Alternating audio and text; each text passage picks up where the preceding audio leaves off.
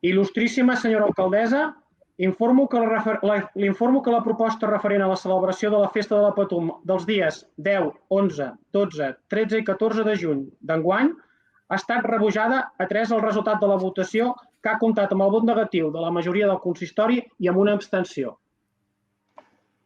Proclamo, doncs, que el ple ha acordat no celebrar les festes de Patum del Corpus d'enguany. Manel Medina, de Televisió del Berguedà. M'has d'explicar què és el ple de l'Ascensió. Bé, el ple de l'Ascensió és on es decideix si es fa Patum o no. La Patum depèn del poble, sí, però abans del poble ha de passar uns requeriments polítics, diguéssim, i són els polítics, són l'Ajuntament, en definitiva, tot el consistori, el que mana per sobre de la festa. Per tant, el consistori decideix si tal comparsa pot sortir de Berga, si no pot sortir, si es poden exposar aquí, si es poden exposar allà, si s'ha de fer això o com ha de ser el cartell, és a dir, tot es decideix en el consistori. Per tant, la celebració o no de la festa es fa en el ple de l'Ascensió. I això és el que vam fer fa uns dies. I finalment es va decidir que no, i és un fet històric perquè en època moderna no havia passat mai. No havia passat mai. Jo m'imagino que l'última vegada que es va fer Patum devia ser durant la Guerra Civil. I no sé quina memòria hi ha a Berga d'això. No sé si la gent encara ho recorda. M'imagino que, clar, la guerra... prou teníem amb la guerra com per fer Patum, no? Clar, moltes vegades es pensa això, no? La Patum s'ha fet sempre, 600 anys d'història i sempre des que es va instaurar la celebració del Corpus Christi s'ha fet. No és així. Hi ha hagut diferents anys, ens ho explica molt bé això l'Albert Rumbo en el seu darrer llibre, no? Hi ha hagut anys que, especialment per temes econòmics, després d'una guerra, misèria absoluta, no es podien fer ni els fuets, no es podia pagar ni la roba de la gent que podia fer la festa, per tant es va anul·lar. I no passava res, no hi havia,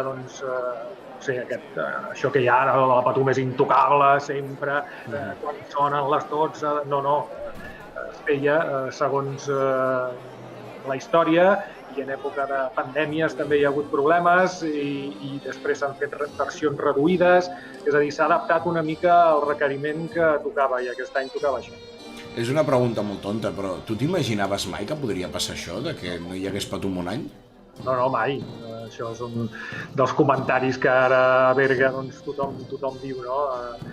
Mai, no t'ho havies imaginat en els pitjors dels somnis, no? És a dir, és inimaginable inclús que un regidor voti que no, perquè naturalment al consistori són 17 regidors i pot haver algú que digui no, escolta, jo no hi estic d'acord, per la raó que sigui, perquè no m'agrada, no sé, el que sigui. Mai s'ha donat això, vull dir, no hi ha hagut cap regidor de cap partit polític, ni PPs, ni socialistes, ni Esquerra, ni de cap lloc que hagi dit un no o una abstenció, ni tan sols una abstenció. Vull dir, és inimaginable, en els pitjors dels somnis no hi era això. Quin és l'ambient que hi ha a Berga? Perquè, clar, Berga, amb tot el bon propòsit de la comparació, no? Però a mi em recorda una miqueta quan allò del Núñez va dir que Barcelona porta la ciutat del nostre club, no? Berga i Patum a vegades no saps què és més conegut, no? La Patum és Berga i Berga és la Patum, no? És gairebé una simbiosi perfecta entre les dues coses. Hi ha més coses a Berga, és obvi. Hi ha Caral, hi ha els Elois, hi ha mil coses per les que coneix a Berga. Però la Patum és la punta de llança de la ciutat. Quin és l'estat d'ànim col·lectiu?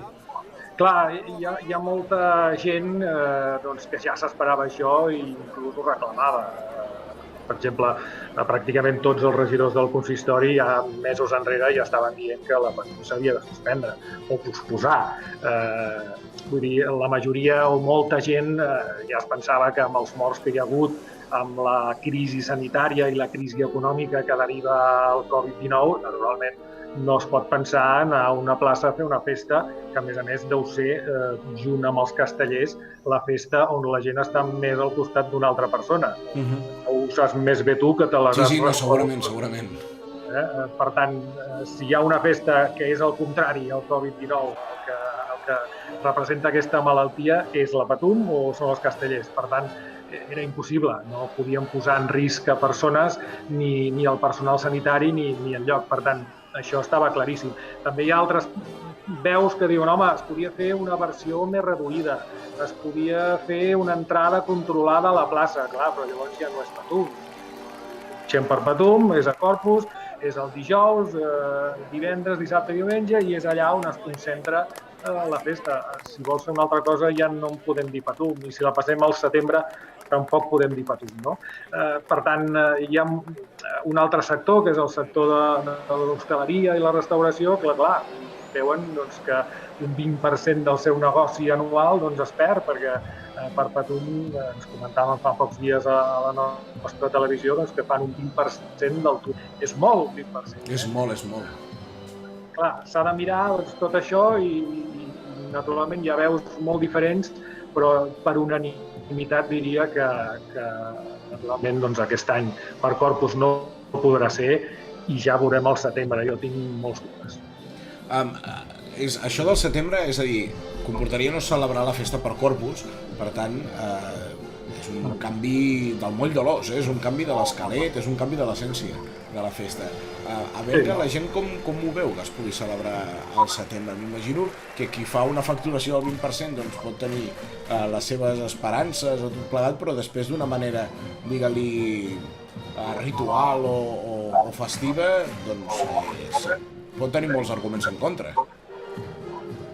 Sí, és a dir, el que es va dir des de l'Ajuntament des d'un primer moment, a més, la notícia que vam donar en exclusiva a la televisió del Berguedà, és la regidora de Patum ha parlat amb els caps de colla, els diu, escolta, per Corpus no pot ser, perquè la gent ha de pensar que Corpus no és dijous o dimecres de Corpus, treure les comparses i som-hi. Correcte. No? Hi ha un previ. Hi ha mesos i mesos de feina. Has d'aclimatar una plaça, fer una celebració, necessites un hospital mòbil a la ciutat de Berga, és a dir, hi ha una feinada de por. No es podria fer tota la feinada perquè estàvem en una fase, o en aquest cas l'estat d'alarma. Per tant, no es podria treballar en fer la Patum. Era impossible fer-la a Corpus. Per tant, ella va argumentar això, naturalment tots els caps de colla ho van entendre, i automàticament va dir, mirarem si al setembre hi ha alguna opció. Naturalment, una mica per salvar els mobles i per fer cas també a la gent que ho reclama, no? Que són els restauradors i els dels bars, però també hi ha molta gent, especialment la gent jove, que té ganes de gaudir-la, no?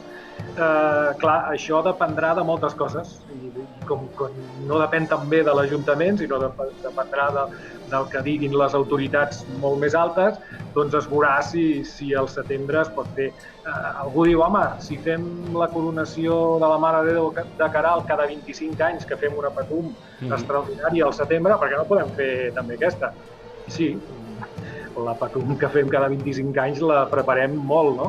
Però en aquest cas és una altra història. Hi ha moltes veus que diuen, home, la Patum és per Corpus i si no es fa per Corpus, es fa per la Mare de Déu al setembre i ja està, ja ho deixem aquí. No sé, haurem de lligar aviam els interessos d'uns i altres i s'haurà de veure què es decideix, no? Però si es fa alguna cosa no serà la Patum, serà una coseta que s'assemblarà i naturalment ens passarem aquest poquet, no? Però poca cosa. I què farem per passar el coquet? Ja t'ho dic en primera persona, gairebé. Què farem per passar el coquet el dijous de Corpus, per exemple? Jo imagino que a la televisió fareu el que podreu i la gent a casa seva farà el que podrà, també. Sí, està clar que el dia del ple de l'Ascensió, que és el primer dia de Patum, podríem dir, perquè és el dia que una vegada el ple ha decidit si es fa Patum, el tabal surt pels carrers de Berga anunciant que es fa la festa. Això és una tradició de fa molts anys, ara ja no tindria raó de sí, perquè una notícia passa i els 2 segons ja la sap tothom, però en aquell moment doncs, el tabal passava per la zona antiga de la ciutat anunciant la decisió del ple, no? Això no es va fer diumenge, però sí que hi va haver molta gent que des de balcons, des de trobades que es van fer al carrer, doncs van voler tocar, un ball de l'Àliga, van voler tocar el tabal des de les finestres, dels balcons, és a dir, una mica fer una litúrgia per acompanyar en aquests moments difícils, no? Hem vist molts vídeos també a la xarxa de persones que van fer, una barrejeta o el que sigui, una mica per passar el moment. Hi ha moltes propostes fetes, hi ha des del propi Ajuntament també hi ha alguna planificació de coses per Corpus. Naturalment no seran a la plaça i naturalment no hi haurà gent perquè no serà possible això. Però sí hi ha alguna cosa en format telemàtic que possiblement es farà i en el cas de la televisió nosaltres seguirem els horaris de la Patum com si passés a la plaça. Si hi ha una sortida de passacarrers, doncs nosaltres posarem la sortida del passacarrers de l'any anterior o de l'altre. És a dir, una mica des de casa sí que veurem l'essència de la festa, però naturalment no serà la de 2020. Moltes gràcies, Manel, per atendre'ns i ànims, perquè tot això, dins d'un, ordenar-se mentalment en un calendari circular sempre és bo, no? Sempre ajuda a passar l'any, com ajuda a passar la setmana que dissabte i diumenge sigui festa, doncs m'imagino que toca, deu tocar i a més amb el sentiment que teniu els bergadans per la vostra festa. Clar, heu de pensar que el calendari bergadà no va de gener a desembre, va de Patum a Patum. És a dir, tu quan acaba la Patum el primer que fas és mirar l'any que ve quin dia acaba això. Clar, estàs esperant, t'estàs, no sé, mentalment preparant per Corpus i clar, el fet de treure't això has de fer-ho al revés, no? T'has de mentalitzar per quan arribi la setmana aquella què farem, com ho passarem això. És complicat. Ho veurem per primera vegada això, no hi ha cap persona, naturalment hi pot haver alguna persona que d'avançada edat o de molt petitet, no sé si se'n recordarà o no, però en l'era moderna això no havia passat mai. Per tant, haurem de veure com Berga ho paeix i com al final de tot sortim d'aquesta. Molt bé. Manel, una abraçada, moltes gràcies. Gràcies a tu. Adéu-siau. Adéu. Roser Valverde Lojo. No. Ja vam parlar amb la Roser Valverde fa uns quants programes sobre la Patum per veure què passaria amb aquesta celebració i ara d'una manera formal, com podríem dir, d'una manera protocolària, ja s'ha donat el no a la Patum d'aquest any, es va fer amb el ple de l'Ascensió, Roser, que és un ple que podríem dir protocolari, però és vinculant aquest ple, és a dir, el que es decideix en aquest ple té a veure directament amb que es faci Patum o no? Bé, el ple de l'Ascensió és, a dia d'avui, tal com l'entenem, és un element totalment protocolari, per dir-ho així. No és un ple que tingui validesa jurídica. De fet, tenen molta més validesa jurídica els contractes administratius que, per exemple, nosaltres signem i que, per tant, això sí que ens vincula directament amb el fet de fer o no fer Patum, que no pas el decidir si fem o no fem Patum. Però és això, el ple de l'Ascensió té aquest caràcter tradicional històric, de fet es porta fent des del 1656 i antigament sí que era un ple decisori on els regidors de l'Ajuntament, del consistori, decidien si aquell any era o no era viable fer Patum. Per nosaltres a dia d'avui, evidentment, és una cosa merament simbòlica i a part del fet de decidir si es fa o no es fa Patum, també hi ha tot el que fa referència, per exemple, al cartell. S'anuncia el cartell guanyador de les festes, s'anuncien quins són els administradors i, per tant, té aquest caràcter més aviat protocolari i tradicional. Tu ets la regidora de Patum, és a dir, a Berga hi ha una regidoria que és dedicada només a la celebració de la Patum, el que seria equiparable potser a la regidoria de festes i tradicions o la regidoria de cultura d'altres poblacions. A Berga teniu regidoria de Patum. Sí. De fet, també soc la regidora de festes i la regidora de cultura, entre d'altres, però sí, tenim... És a dir, la Patum en si mateixa és un volum de feina molt bèstia que majoritàriament carrega l'Ajuntament, tot això, el que fa referència als temes de reglaments, contractes, els temes més administratius, però també hi ha tota aquesta part de gestió. I sí que hi ha un òrgan que també dona aquesta part de participació, que és el Patronat de la Patum, on ens trobem els representants polítics, però també els caps de colla, representants patumaires dels veïns i veïnes de la ciutat, i que és això, l'òrgan que ens ajuda a gestionar i a coordinar diferents elements de la festa. És inevitable dir que, com a mínim d'una manera moderna que coneguem, ningú se li havia passat mai votar que no, li havia passat mai pel cap votar que no al ple de la Patum. Com us vau sentir a l'hora de votar que no? Doncs mira, després vam estar parlant amb els companys i companyes I és això, nosaltres sempre fèiem broma de dir, va, l'últim any de la legislatura votem que no, si votem que no ens haurem d'exiliar, vull dir, era un tema que sempre se'm fa mofa, no?, el fet de votar que sí o de votar que no. I ahir, malgrat tots n'érem com molt conscients, no?, del que anàvem a fer, després d'haver dit aquell no tan rotund, bueno, a mi em va costar una mica mantenir la compostura i les vaig passar una mica malament. Però bé, és això, és una cosa que cap de nosaltres pensava que haguéssim hagut de fer mai i ens hi vam trobar, va ser una mica dur. És realment molt curiós haver de votar que no a celebrar una pròpia festa. En tot cas, ja fa dies que es parla de setembre. No sé si demanar-te un percentatge de possibilitats o com ho esteu treballant, això. Quines esperances hi ha de poder fer una Patum al setembre i després el discurs que hi hagi sobre la idoneïtat de fer una Patum o no, fora de data, sense que hi hagi una bona excusa, com podria ser un aniversari de la coronació de la Mare de Caral o... Bé, és això, nosaltres vam decidir a finals de març, si no m'equivoco, posposar la Patum al setembre perquè és això, no? El setembre té aquest caràcter que ja s'han fet Patums al setembre i per tant estem acostumats i acostumades a fer Patum per aquestes dates i a més és un moment en el que no hi ha tampoc d'altres festes, no?, o d'altre contingut festiu que per nosaltres també que nosaltres ens permeti tirar endavant una festa com la Patum, que evidentment és una càrrega de feina espectacular i per tant doncs, això també ho hem de tenir present. Sabem que és molt difícil i que és molt complicat i que l'escenari de setembre és molt, molt, molt complicat.